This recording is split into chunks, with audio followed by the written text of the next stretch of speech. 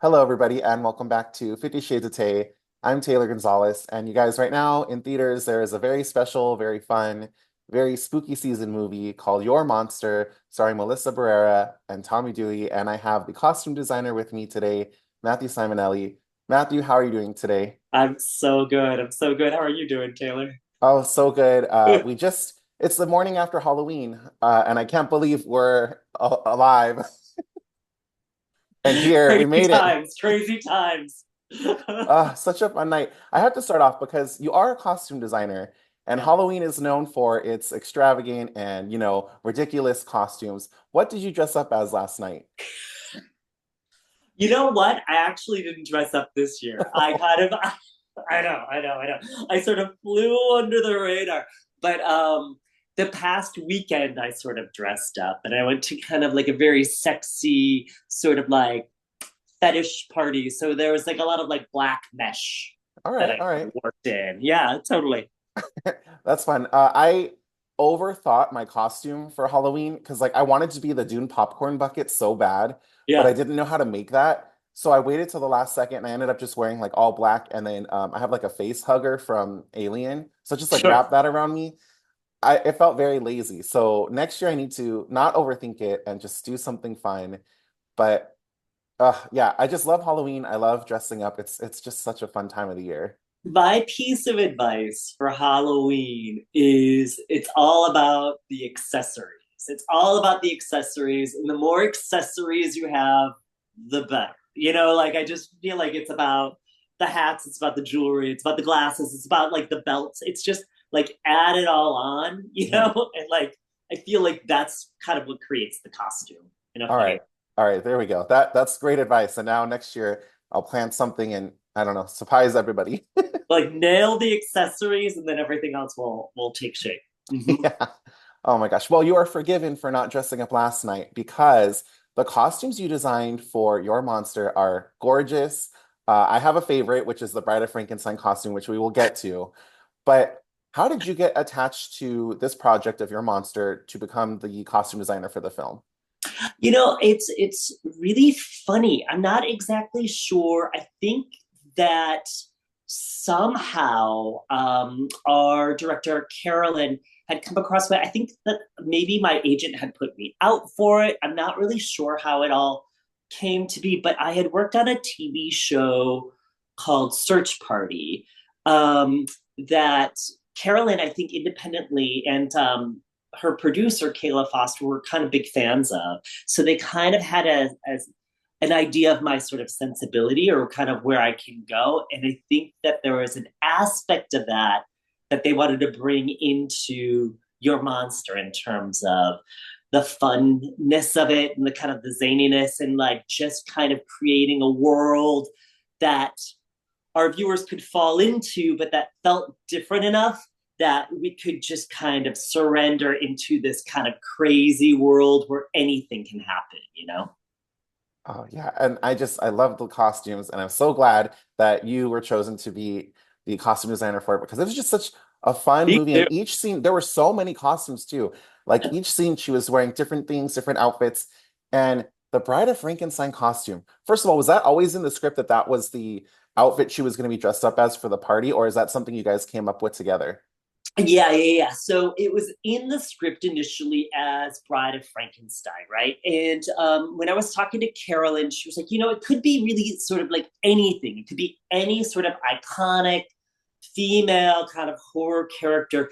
But she put in Frankenstein because Bride of Frankenstein because that's just kind of where her mind went to, and it was the correct choice. Like it's obviously the right choice for it, and I felt it was good because it sort of lends itself in a way to being something glamorous to me. You have someone in white during a dark sequence and you've got the hair and you can do some really amazing glamour makeup. So I thought it was a real sort of winner. Absolutely. Yeah. So I forged ahead. I definitely leaned into that. Mm-hmm. Yeah, that costume was perfect for that scene. And what's crazy is they use the image of her as the Bride of Frankenstein a lot in the marketing, like the posters and the press material and stuff. but until you actually see the scene on the big screen and see it unfold, you don't get to see like all the details, how beaded it was and how shiny it was. And I was just like blown away because it could have been something so simple, just like you said, like white, it was a dark scene, but the costume and all the choices you made, it made it stand out. And it was just like, I, when I saw it, I was like, oh my God, I need to see this in person. So hopefully it goes on display like in FITM or something because it was so beautiful. It is a spectacular dress. Like I kind of realized early on that if we're going to do Bride of Frankenstein, that it couldn't just be, a white dress. Like it either needed to be satin, but then like I went from satin to like, oh, it needs to be beaded. It needs to feel like a Bob Mackie. Like it needs to be big. It needs to be so far away from where our character is in this movie. It needs to be her kind of glamorous, uh, opposite kind of avatar, right? And so I started thinking about these beaded things, and then I kept thinking about that scene in My Fair Lady, where Eliza goes to the big ball, right? She's become a lady, and she's gonna like meet all the royalty, right? And so she's got a pass, and she comes. There's that scene where she comes down the stairs, and everybody just like loses their breath because she's in this white kind of beaded gown. And I wanted to do a sort of a version of that as well. So I was looking at, I always knew I thought it should be like some sort of like 80s evening gown number. And so then I just started sort of looking around, and I found that one. And we just fit it within an inch of Melissa's life. And she was able to dance in it. She was able to do all these gestures. It was, and it just lit so well in those dark scenes. You can just see everything sort of sparkle and like some of the beating moves. Yeah, it's a knockout. Oh my gosh. Do you know where the dress is now? The dress is in storage somewhere. No.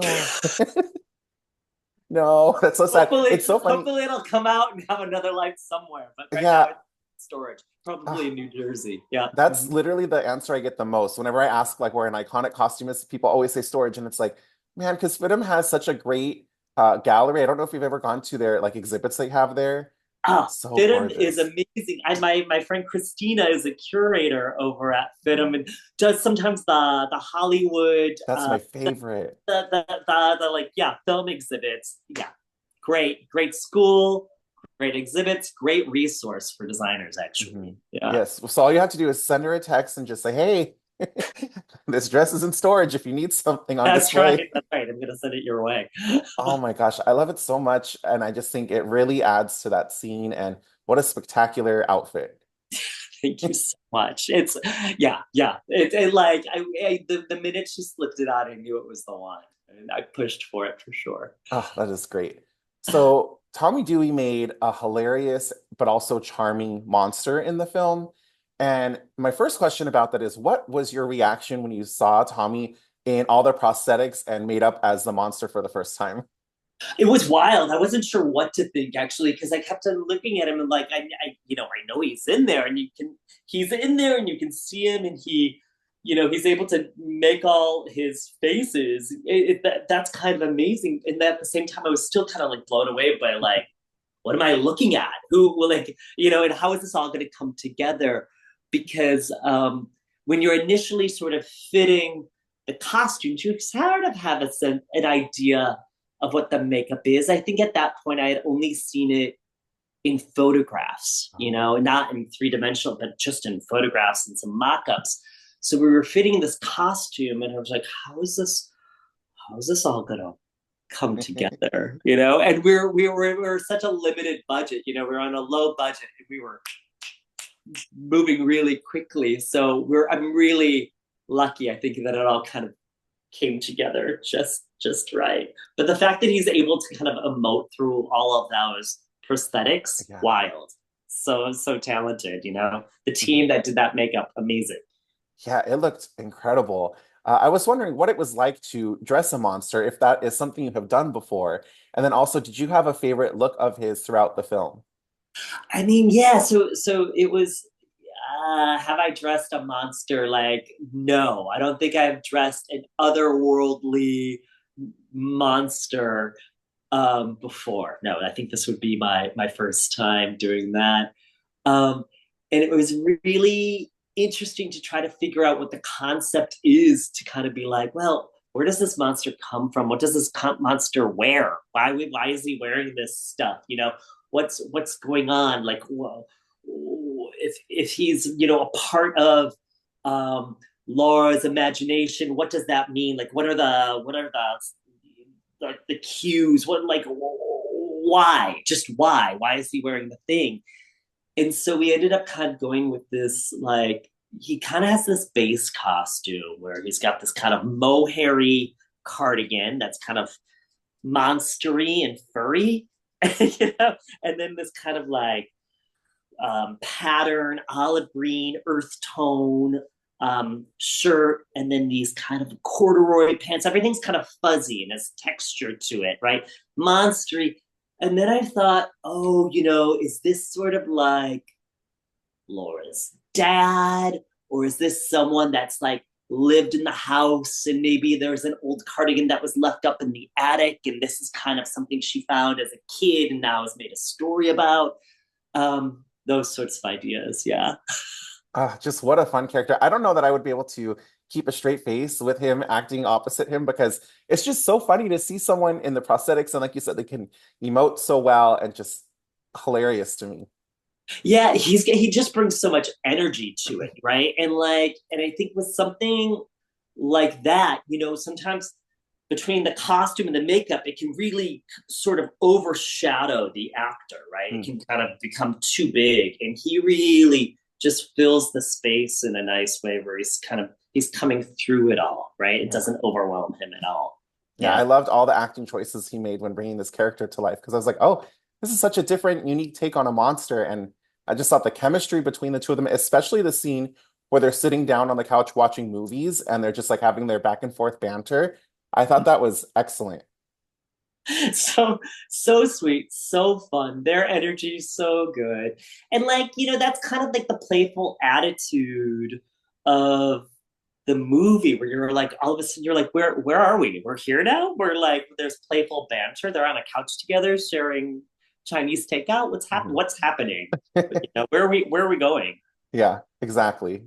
Oh my gosh. So another thing that I was really wondering when I saw this film was in the Halloween dance party scene, there's a lot of extras and people in the room that are also dressed up in Halloween costumes.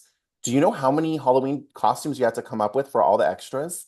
Oh gosh, yeah, I don't know. That was a those were I think we shot. I believe that we shot the Halloween party over the course of either. I think it was 2 days. It might have been one day, and we brought in all these people super early in the day. That day, like the day before, I had been shopping and just grabbing stuff. Some people came in costumes, but basically we touched everyone, gave someone a pair of sunglasses, a belt, a cape, this or that. Plus, we had to do all of our principal players. I don't know. I'd say somewhere between like 80 and 120. Oh, wow. I'd say probably That somewhere is in a there. lot. Yeah. Oh, And like you're kind of like, you have to fill up that space, right? There's like a little bit of an upstairs, there's a stairwell, and then you're kind of in this main space. Everybody's kind of moving around. that is so fun. That seemed like such a fun scene to film. And something that I found very interesting was when I was doing the research for this interview, I saw a post online that said Melissa's sister was actually in that scene, and she was dressed up as Melissa's character Sam from Scream. Is that true? And also, how did that cameo come about? Yeah, that is true. That is Oh, so true. cool. Um, I don't know exactly how that cameo came about. I think that Melissa's sister had just moved to New York, right? And I don't know if they were. I think she goes to school in New York and had come to set to visit Melissa, and just one thing led to another, and we were able to bring her in as a background person. So So cool. yep, totally. Are there any other Easter eggs in that scene, like characters or costumes or other people in there that you guys snuck in? Let me think here if there's anybody else that we snuck in. I think we snuck in a couple of the producers. They wanted to be in it, so we dressed them up. Uh, and I'm trying to think if there is anybody else. It was crazy. We were working so fast. Were there any other Easter eggs? I don't know. I don't think so. it was pretty wild. Oh, that is so fun though. What a cool and crazy scene. What was the hardest costume out of all the costumes you did? What was the hardest costume to put together? Out of the whole film, I would say what was the hardest costume for me to sort of put together? What did I labor on? Um, well, I think that there was a lot of sort of attention to what this finale should be, the Broadway show, Mhm. what that should look like. Um, and I was really kind of pushing that we need to kind of like anchor it in a real kind of graphic vibe. It should look Mhm. really, it should be really iconic. It should be really memorable. Um, and there was just kind of like a lot of talk about what colors it should be, and just sort of like nobody was really clear. And I felt like I was like, okay, so I kind of have to talk to. We're all trying to get on one page here to make this thing cohesive, and I think that was the biggest thing to kind of like really nail, because Mhm. that was, it's the big finale. We got to make it right. So that was the beast. I'd say that was the monster. Was getting that Broadway show right. And Absolutely. it was perfect. I don't want to spoil anything, but I Yeah. will say that maybe the outfit she wears in the finale gets a little dirty. I won't say how or why or what. Were Sure. there multiple takes of that, or was that just one take so you didn't have to have multiple of the same costume? No, we did it, we moved right into it. We had malts, of the costume, but I think we went for it and kept it going. We were on a tight timeline. Like Oh, it was a crazy shoot for sure. But like I think we moved straight to it. Yep. Mm-hmm. wow, that is crazy, but very Yeah. fun too. I feel like the pressure could be hard, but it also I feel like adds to the creativity and just makes it, I don't know, so much more memorable. That's right, because you're ending up making these decisions and kind of utilizing the things that are right in front of you, right? You have to be a real problem solver, and Yes. sometimes that's where some magic happens, right? Where you're like, all right, I just have to figure this. I don't have time and I don't have resources. I just have to figure this thing out right now. Yeah. Oh my gosh. Yeah, that finale I loved. And I loved the order that you get the information too of like what plays out. I thought that was a really, really unique finale. So I was Totally. wondering, who are some costume designers, either, from the past or currently working that inspire you? Oh, sure, sure, sure, sure, sure. I'm good friends with Kurt and Bart, who are amazing costume designers. They do very big, big budget things. I've met them when I helped them out on the Hunger Games. And I think that they are not only amazing designers, but I think they're amazing people. And I think they have a great work style and a great work sensibility. Um, in terms of connecting with people, actors, and their crew that I really want to emulate for sure. Um, and then who else do I mean, obviously, I love Bob Mackie. I love Edith Head. I love Nolan Miller is like right up there is my tip top. Um, who else am I really into? I think that I love Colleen Atwood, of Oh course. yeah. She's number one. And then I just thought the costumes in, gosh, what is that movie? It's Holly Waddington. Is Oh, that okay, yeah, yeah, yeah. Mhm. Waddington, right? Spectacular. She does great work. I'm a big Oh fan. yeah. Big Mhm. huge fan. Yep. Yeah, so many incredible costume designers right now, and I just love getting to hear from them because you learn so many behind the scene details, little like things that they snuck in that you Yeah. wouldn't notice on your first watch, but when you go back and you rewatch it, you're like, oh, there's that little detail that they were talking about, and I just love it so much. If there was someone who was watching this interview right now and they were interested in becoming a costume designer, what advice would you give to them? Oh yeah, sure. Well, I think number one, I think like I think know your references. Like watch a lot of films, look at fashion editorials, go to theater, and I think get kind of a nice kind of cross section of things to pull from, right? Resources, a little yeah, references that you can pull from in your head. Um, and then I also think, to try to be on set, whether that means starting in theater or trying to PA in film, but just try to get experience, and that experience might start off as, driving someone around or doing returns or doing paperwork. But I think anything to kind of like get inside the door and see how this stuff is made is really kind of a good place to start. Mhm. No, and I think that's really great advice. If people wanted to follow you and keep up with your upcoming projects and see what you do next, where would be a good place for people to come and check you out? I have an Instagram that I sometimes update. I just updated it today. it, it's at MJ Simonelli. Yeah, Well, I thank you, Matthew, so much for being here and for joining me. I love this movie and I can't stop telling all my friends about it. So thank you for joining me and taking the time to be here. I really appreciate it. And congratulations on the release of the film. thank you so much. It was great talking to you. Thank you. Have a great rest of your day. You too. Bye. Bye.